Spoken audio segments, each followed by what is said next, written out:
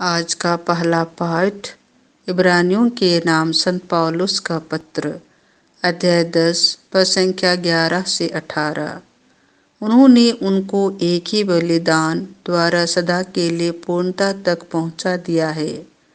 प्रत्येक दूसरा पुरोहित खड़ा होकर प्रतिदिन धर्म अनुष्ठान करता है और बार बार एक ही प्रकार के बलिदान चढ़ाया करता है जो पाप हरने में असमर्थ होते हैं, किंतु वह पापों के लिए एक ही बलिदान चढ़ाने के बाद सदा के लिए ईश्वर के दाहिने विराजमान हो गए हैं, जहां वह उस समय की राह देखते हैं जब उनके शत्रुओं को उनका पांवदान बना दिया जाएगा। क्योंकि वह जिन लोगों को पवित्र करते हैं, उन्होंने उनको एक ही बलिदान द्वारा सदा के लिए पूर्णता तक पहुंचा दिया है। इसके संबंध में पवित्र आत्मा का साक्ष्य भी हमारे पास है।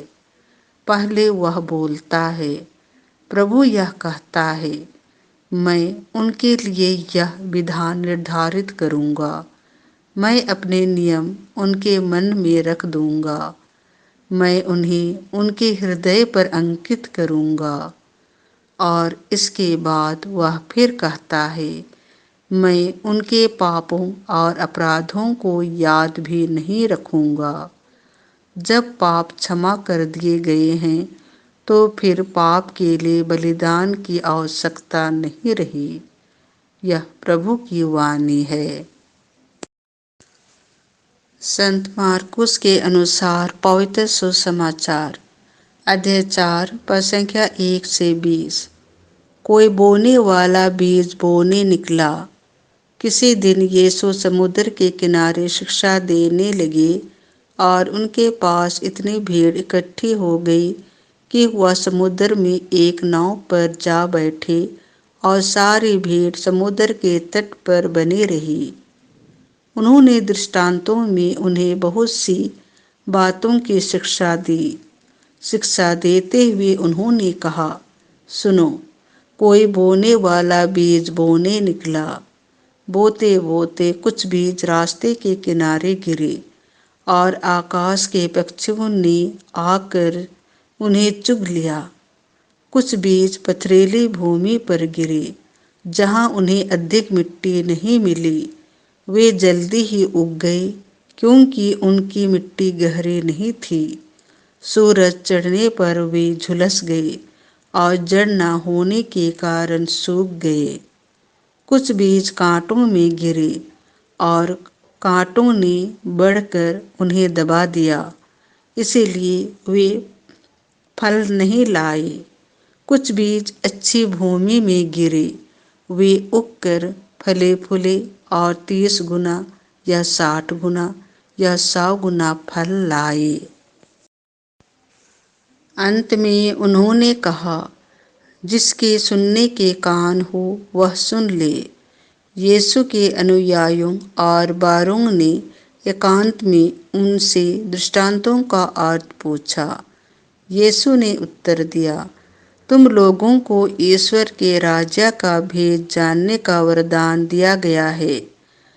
बाहर वालों को दृष्टांत ही मिलते हैं, जिससे वे देखते हुए भी नहीं देखे और सुनते हुए भी नहीं समझे। कहीं ऐसा ना हो कि वे मेरी ओर लौट आए और मैं उन्हें क्षमा प्रदान कर दूं। यीशु ने उनसे कहा, क्या तुम लोग यह दृष्टांत नहीं समझते? तो सब दृष्टांतों को कैसे समझोगे? बोने वाला वचन बोता है। जो रास्ते के किनारे हैं, जहां वचन बोया जाता है, ये वे लोग हैं जिन्होंने सुना है, परंतु शैतान तुरंत ही आकर वह वचन जो उनके हृदय में बोया गया था ले जाता है। इस प्रकार जो पथरीली भूमि में बोए जाते हैं, ये वे लोग हैं जो वचन सुनते ही उसे प्रसन्नता से ग्रहण करते हैं, किंतु उनमें जड़ नहीं है और वे थोड़े ही दिन दृढ़ रहते हैं। वचन के कारण संकट या अत्याचार आ पड़ने पर वे तुरंत विचलित हो जाते हैं। दूसरे बीज कांटों में बोए जाते हैं। ये वे लोग हैं जो वचन सुनते हैं, परंतु संसार की चिंताएं, धन का मोह और अन्य वासनाएं उनमें प्रवेश कर वचन को दबा देती हैं और वह फल नहीं लाता।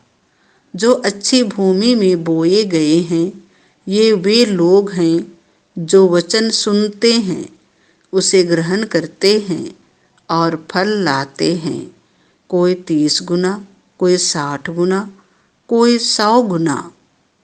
यह प्रभु का सुसमाचार है।